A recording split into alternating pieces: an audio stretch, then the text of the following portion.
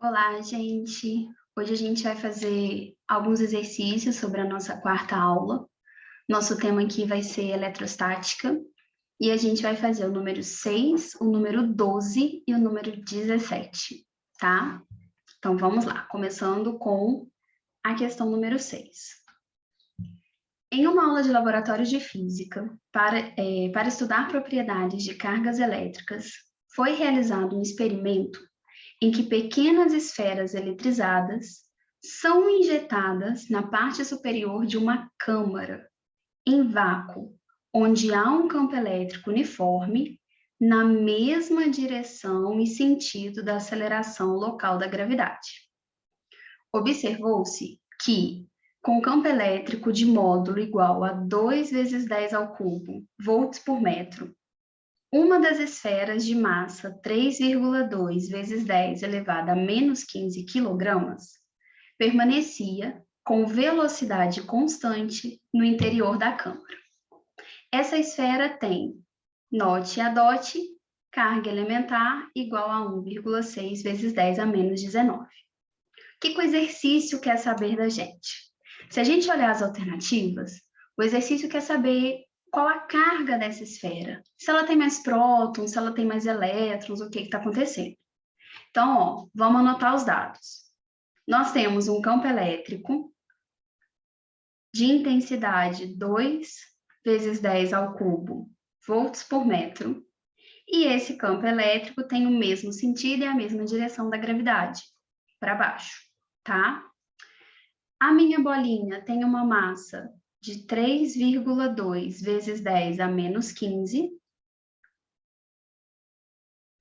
A carga elementar vale 1,6 vezes 10 a menos 19.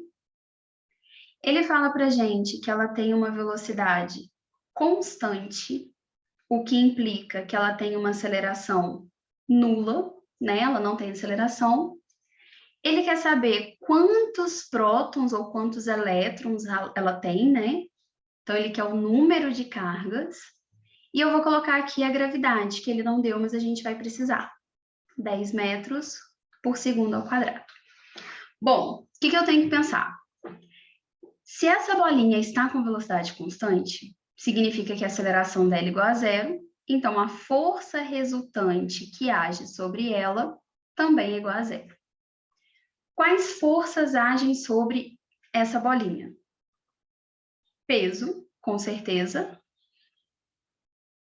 e força elétrica, né? Já que ela está sujeita a um campo elétrico.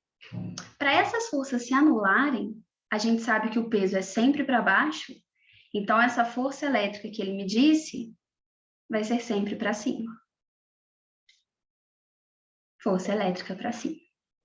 Então, para a força resultante ser igual a zero, a força elétrica tem que ser igual ao peso. Como que eu vou calcular essa força elétrica? Pensando nos dados que eu tenho, eu vou fazer que a força elétrica é Q vezes E, e isso é igual ao peso, que é mg. A carga, ela vai ser igual a N vezes E.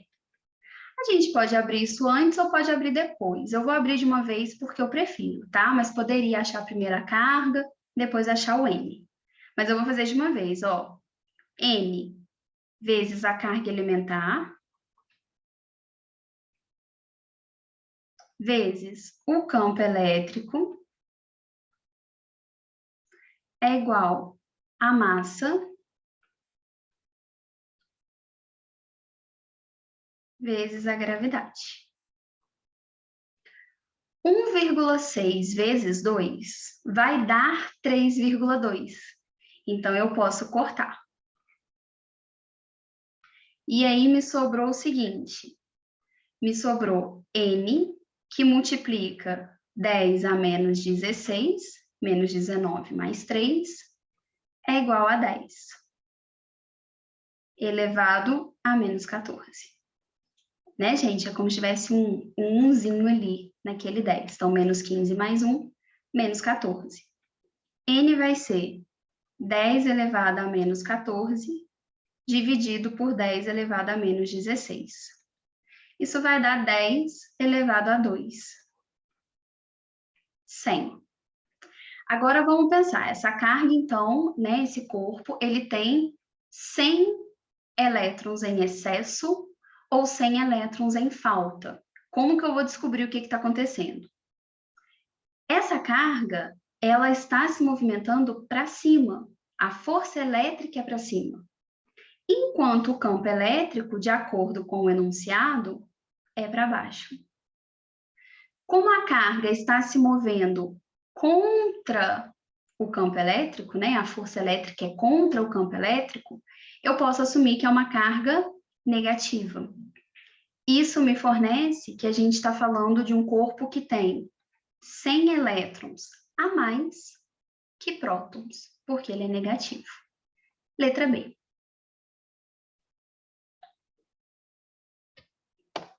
Questão número 12.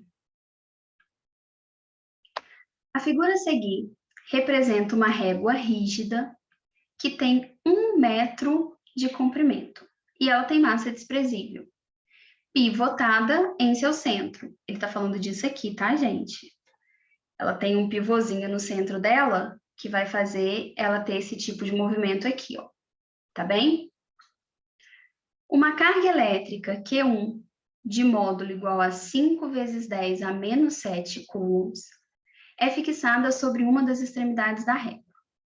Uma segunda carga Q2, de mesmo módulo e sinal oposto, ou seja, agora uma carga negativa, é fixada a uma distância de 10 centímetros, diretamente abaixo de Q1. Para contrabalançar a atração entre as duas cargas, pendura-se um bloco de massa M a 25 centímetros do pivô, do lado oposto ao das cargas. Para que o sistema permaneça em equilíbrio, a massa M do bloco vale em quilogramas, e aí ele deu para a gente a constante eletrostática no vácuo. Então, o que está acontecendo nesse exercício? Esse exercício ele está misturando duas matérias. Ele está, assim, falando de eletrostática. A gente vai ter uma força aqui, ó, entre essas duas cargas, vai ser uma força elétrica de atração, né? Elas são uma positiva, uma negativa, então elas vão se atrair. Essa atração vai fazer com que a carga Q1, né, com que a régua se movimente para cá, né, devido à atração. Para contrabalancear, ele colocou uma massinha do outro lado que faria com que a barra girasse no outro sentido. Não sei se vocês se lembram, mas esse é um exercício que ele está envolvendo o conceito de torque. Torque tem a ver com giro. Toda vez que eu penso num corpo extenso que gira, tem torque envolvido. Como que eu calculo torque? Torque é força vezes a distância. Só que essa distância não é qualquer distância, é distância até o ponto fixo. No caso desse exercício, o nosso ponto fixo está aqui, ó. A nossa régua, ela gira em torno desse ponto. Então, ali é o nosso ponto fixo. A força elétrica faz a nossa régua girar no sentido anti-horário, enquanto a massinha faz a régua girar no sentido horário. Para a nossa régua permanecer em equilíbrio, ela não pode girar. Então, o giro que a força elétrica produz tem que ser igual ao giro que a massinha produz. Então, a gente vai igualar os torques, tá? Vamos lá. Ele deu pra gente, ele deu pra gente a carga que vale 5 vezes 10 a menos 7 coulombs, uma positiva e a outra negativa. Ele quer descobrir a massinha do corpo e nós temos todas as distâncias, beleza. Então, o torque resultante tem que dar 0. Para isso, o torque da força elétrica tem que ser igual ao torque da massinha. Quem vai ser o torque da força elétrica? Vai ser a força elétrica vezes a distância da força elétrica até o ponto fixo, que é os 50 centímetros. Vou chamar de D1.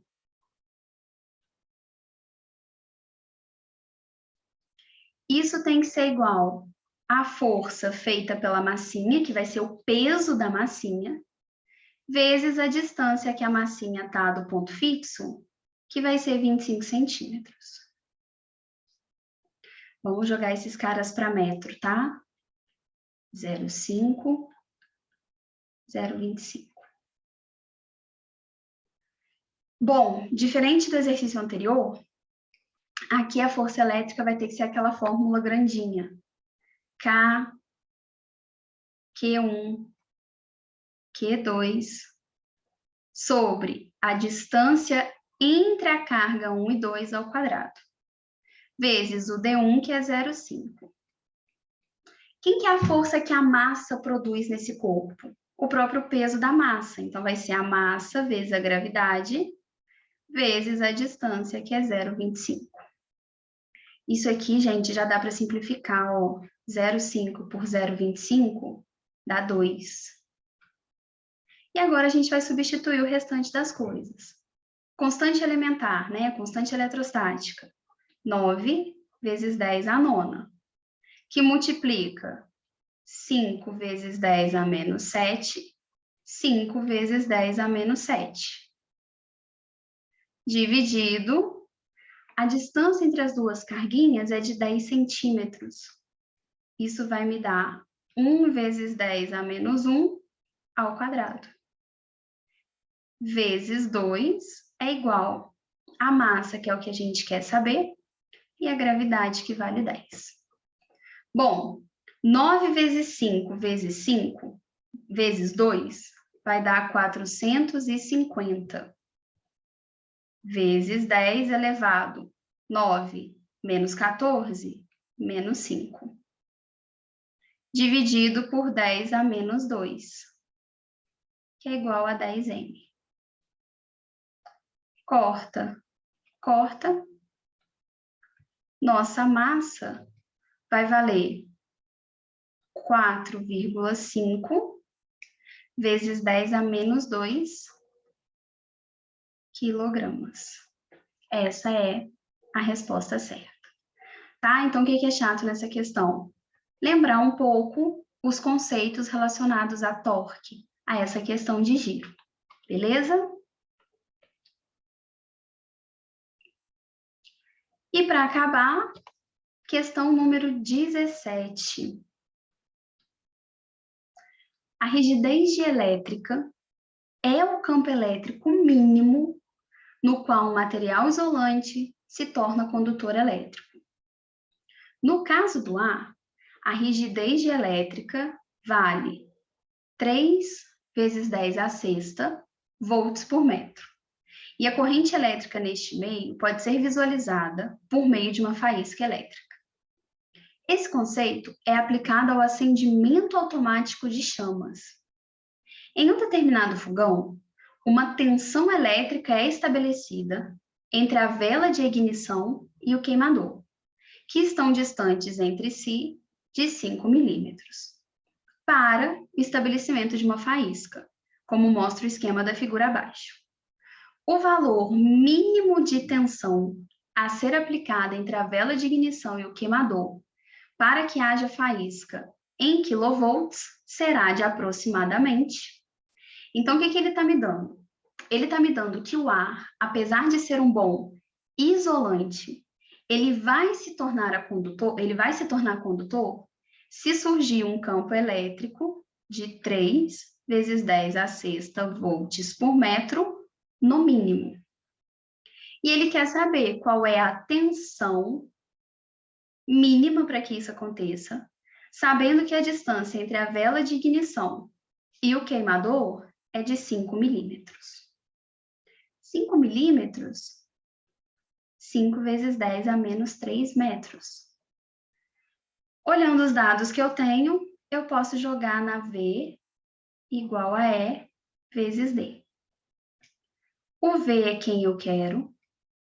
O E vale 3 vezes 10 à sexta. E a distância vale 5 vezes 10 a menos 3. 3 vezes 5, 15. 6 com menos 3, 3. 10 ao cubo, galera?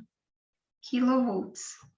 Então, a minha voltagem, a minha tensão mínima para isso acontecer vai ser de 15 kV, letra E.